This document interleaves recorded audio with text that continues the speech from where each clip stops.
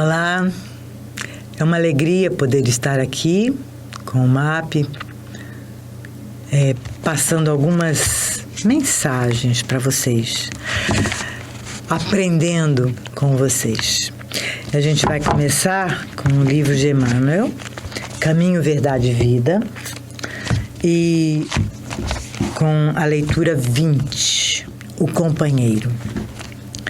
Não devias tu igualmente ter compaixão do teu companheiro, como eu também tive misericórdia de ti? Jesus, Mateus capítulo 18, versículo 33. Em qualquer parte, não pode o homem agir isoladamente em se tratando da obra de Deus, que se aperfeiçoa em todos os lugares. O Pai estabeleceu a cooperação como princípio dos mais nobres, no centro das leis que regem a vida. No recanto mais humilde, encontrarás um companheiro de esforço. Em casa, ele pode chamar-se pai ou filho. No caminho pode denominar-se amigo ou camarada de ideal. No fundo, há um só Pai, que é Deus, e uma grande família que se compõe de irmãos. O próprio Mestre se dizia irmão. Se o Eterno encaminhou ao teu ambiente um companheiro menos desejável, tem compaixão e ensina sempre. Eleva os que te rodeiam. Santifica os laços que Jesus promoveu a bem de tua alma e de todos os que te cercam. Se a tarefa apresenta obstáculos, lembra-te das inúmeras vezes em que o Cristo já aplicou misericórdia ao teu espírito. Isso atenua as sombras do coração. Observe em cada companheiro de luta ou do dia uma bênção e uma oportunidade de atender ao programa divino acerca da tua existência. Há dificuldades e percalços, incompreensões e desentendimentos. Usa a misericórdia que Jesus já usou contigo, dando-te nova ocasião de santificar e de aprender. Obrigada, Emmanuel, pelas palavras.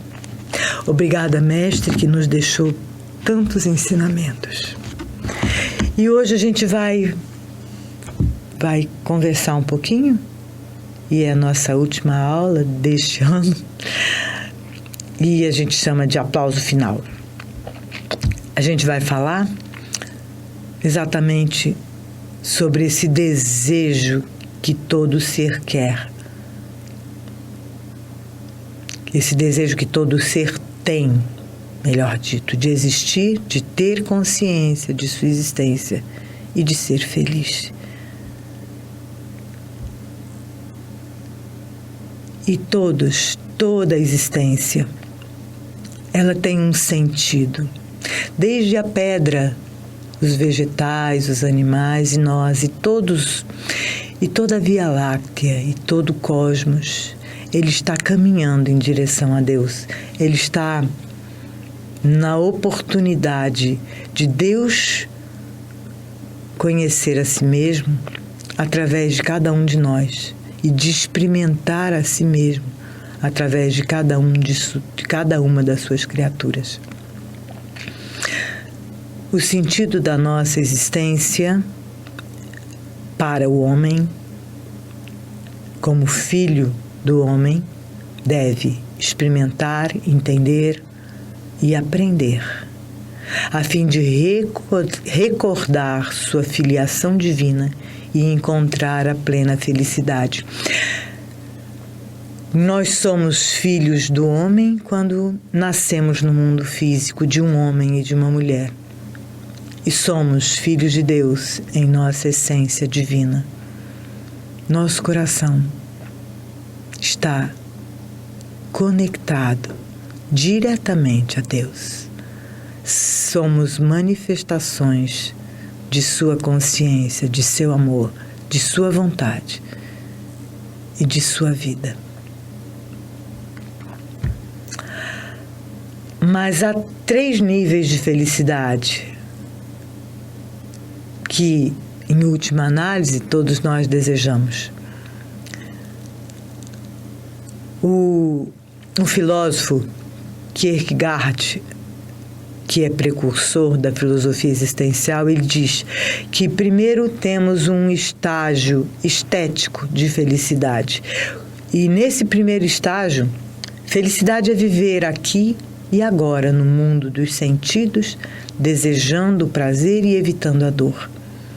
Comer quando tem fome, dormir quando se está com sono, sentir-se protegido quando se tem medo da chuva ou do vento. Quando essas necessidades estão atendidas, por alguns momentos, a pessoa se sente satisfeito e sem desejos, inundados por paz e harmonia. Esse é o primeiro estágio de todo o processo evolutivo hominal. Mas, anterior a nós, os animais também, eles desejam também estarem satisfeitos e protegidos, alimentados.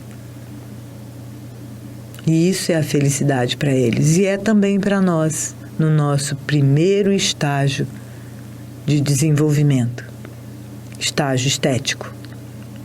O segundo estágio é o estágio ético, onde a felicidade é pautar sua vida segundo normas, convenções e limites claramente estabelecidos pela sociedade, responsabilizando-se por suas ações e desenvolvendo seu livre-arbítrio. Sua paz e felicidade está numa vida ordenada, pautada em regras, valores morais e éticos que possibilitam mover-se com maestria na sociedade e na família. Eu creio que muitos de nós estamos desenvolvendo e trabalhando exatamente nesse estágio de consciência, porque são estágios de consciência. E esse é um estágio bastante importante para o ser humano. Aqui a gente já sai do nível animal, no sentido não pejorativo, mas de necessidades, e entramos num estágio da ética. E o terceiro estágio é o estágio religioso.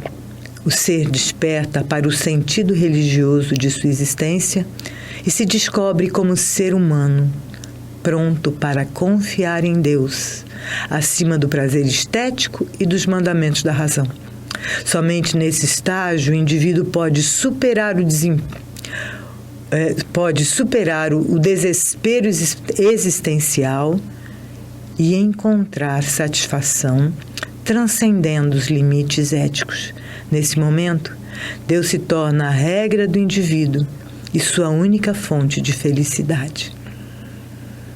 E é para onde nós estamos todos nos encaminhando, buscando cada vez mais essa serenidade e essa felicidade que vem desse encontro profundo com o Filho de Deus que somos, com a nossa essência, com a luz que nos habita. Mas há desafios em cada estágio e o maior desafio do primeiro estágio, que é o estágio estético, decorrem do não atendimento das necessidades básicas, claro, aquelas que asseguram a continuidade da existência. De modo geral, a vida é vazia e o sentimento de insatisfação, frustração e melancolia são constantes. Porque não há nada mais além dos desejos, e se ele não os tem, ele não consegue ser feliz. Além dessas pessoas culparem os outros por sua infelicidade, continuamente contrariado, essa pessoa é presa fácil dos sentimentos de medo, de vazio e tédio, podendo chegar a cair no desespero. No segundo estágio, nós também temos desafios. E o maior desafio desse segundo estágio, que é o ético, é ver tolhida sua liberdade, embora para desenvolver valores visando uma vida estável e harmônica para si mesmo e para os outros, se tenha uma limitação da nossa liberdade. Terminar uma tarefa difícil, finalizar um projeto, conquistar a pessoa que se julga amar. Embora se deseje uma boa opinião dos outros, ainda não se tem consideração pelos outros, porque a gente ainda tem pouco amor dentro de nós. A gente está desenvolvendo esses valores. Aquele que observa seus encargos e obstáculos com sincero amor não terá tido uma existência em vão. Nesse momento em que nós estamos desenvolvendo a ética, nós começamos a perceber aquela máxima do mestre de não fazer ao outro aquilo que não queremos que façam a nós. E aí a gente começa a desenvolver uma atitude respeitosa inicialmente, que se transformará em amor posteriormente a todos os seres, a todas as criaturas. Dizem que a gente só pode entrar no mundo espiritual quando a gente já tem um amor completamente, já sente um amor completamente desinteressado por outra pessoa. Só aí é possível a gente caminhar nesse plano espiritual com confiança e com percepção da alma. No terceiro estágio também temos desafios. E o desafio maior é o de ousar ser totalmente quem se é. Lembra que a gente estava falando na outra aula que era muito difícil, às vezes, a gente, pelo nosso sentimento de pertencer, pelo nosso sentimento de clã, ser totalmente livre para ser quem a gente está sempre dependendo da opinião do outro. Aqui o desafio é exatamente esse, de sermos absolutamente nós mesmos. Uma pessoa única, singular e individual, diante de si mesmo e, consequentemente, diante de Deus.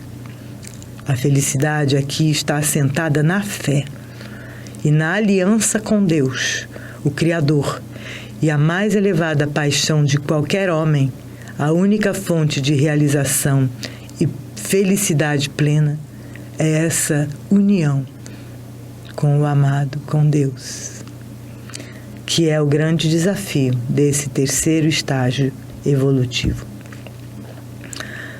E aí vem o mestre e nos diz: ame ao seu próximo como a si mesmo. Amai, pois, os vossos inimigos. E isso Jesus fala primeiro em Mateus, depois em Lucas. Tudo quanto, pois, quereis que os homens vos façam, assim fazei-o vós também a eles. Todos esses ensinamentos de Jesus é para nos colocar nesse terceiro estágio de evolução, que é o estágio religioso, religioso no sentido de religare, religando a nós, personagens, a nossa alma imortal, ao ator que somos, a essa luz que nos habita, a presença de Deus em nós, que é a nossa própria essência.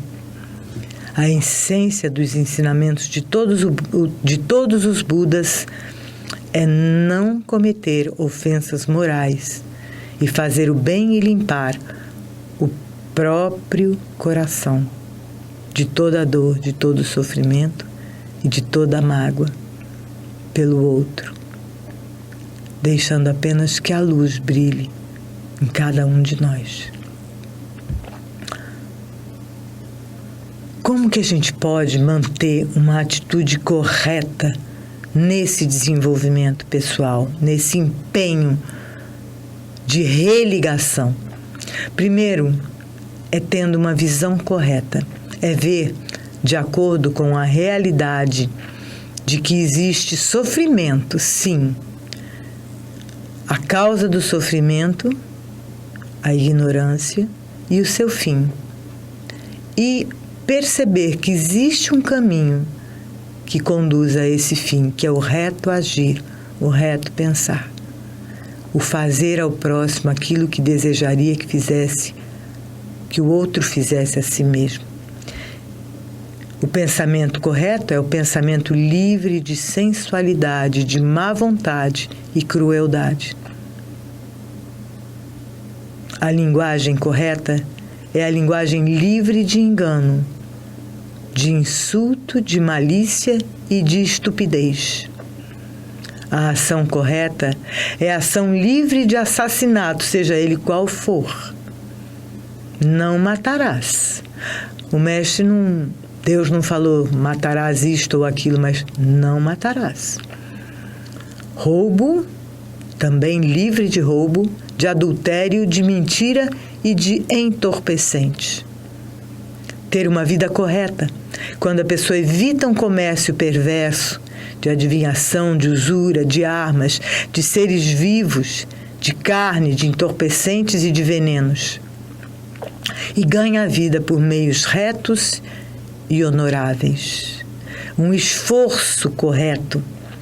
Com o esforço correto se impede os pensamentos negativos e se desenvolve os positivos. Com uma atenção correta e plena, e a meditação propicia isso.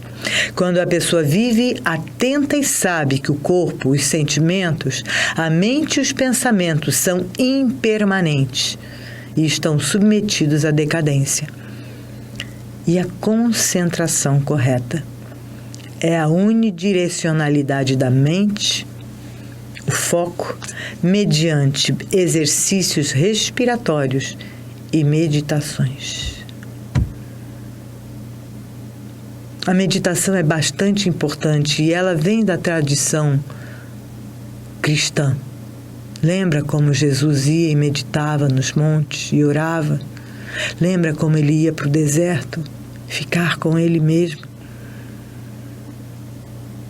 Nós perdemos um pouco essa mão, mas é momento da gente restaurar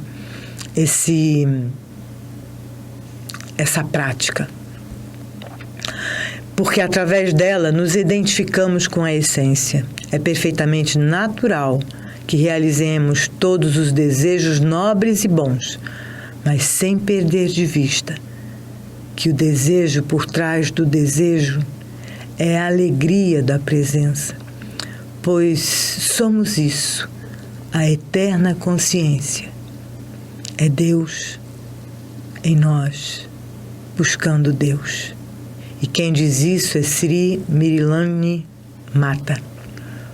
A real felicidade só é possível quando estamos livres de desejos e em harmonia com o que somos. A gente veio falando isso todo o tempo, do modo como somos e com o que temos.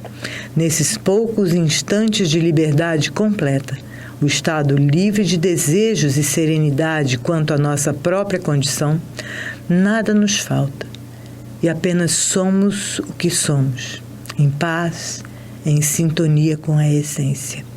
Identificamos a paz e a felicidade enquanto a mente está quieta e o coração tranquilo, sem desejos, sem culpa, sem raiva ou sem mágoa. E por isso que o Mestre nos diz: te entende com o teu irmão enquanto está caminhando ombro a ombro com ele, para que o nosso coração esteja sempre sereno, sempre em paz, e para que ele possa, assim, ter um lugar, uma morada em cada um de nós.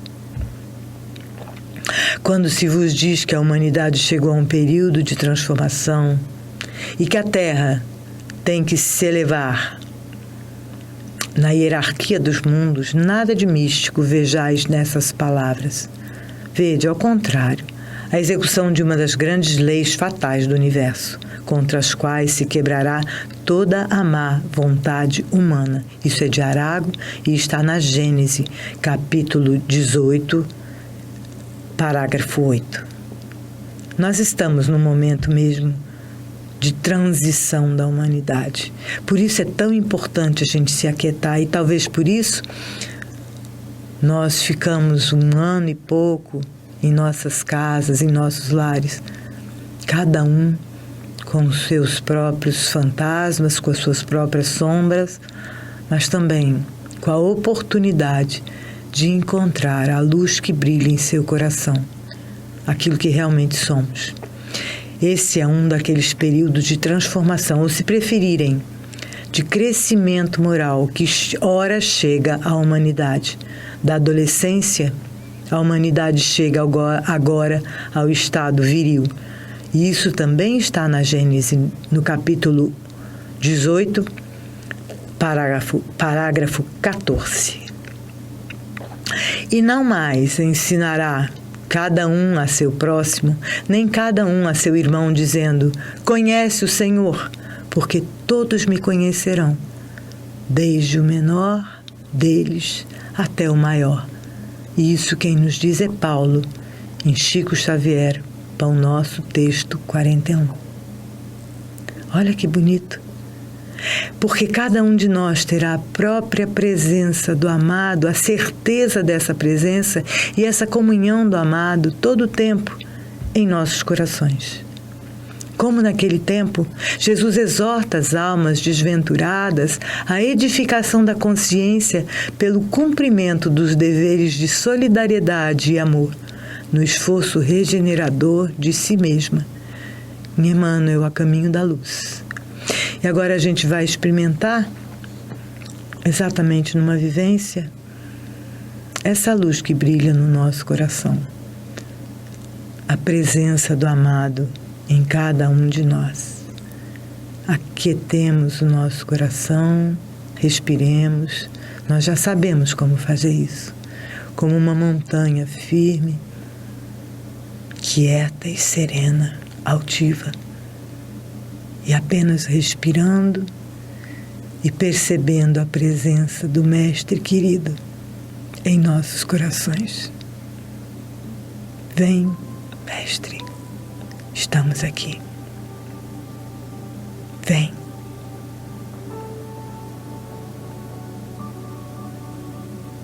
E deixemos essa luz que nos é própria brilhar e se expandir em todas as direções, envolvendo cada um de nossos familiares, nossos vizinhos, toda a nossa cidade, todo o nosso estado, todo o nosso país. E aos poucos essa luz se une a outras luzes igualmente belas, igualmente grandes, brilhantes. Nessa comunhão profunda com o Mestre, abarcamos aos poucos todo o planeta. E a luz do seu amor, Mestre, da sua divina presença, ilumina toda a nossa terra e cada um de nós.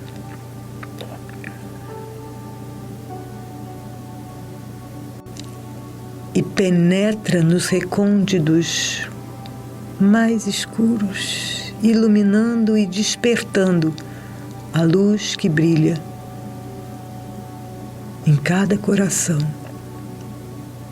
e trazendo paz e boa vontade a todos os seres, porque a verdadeira felicidade é a paz no coração. E o Mestre nos lembra: com amor e docilidade, vai, todas as tuas dores, todos os teus pecados estão perdoados. Vai apenas com a tua luz, com a minha presença em teu coração. Vai e não peques mais.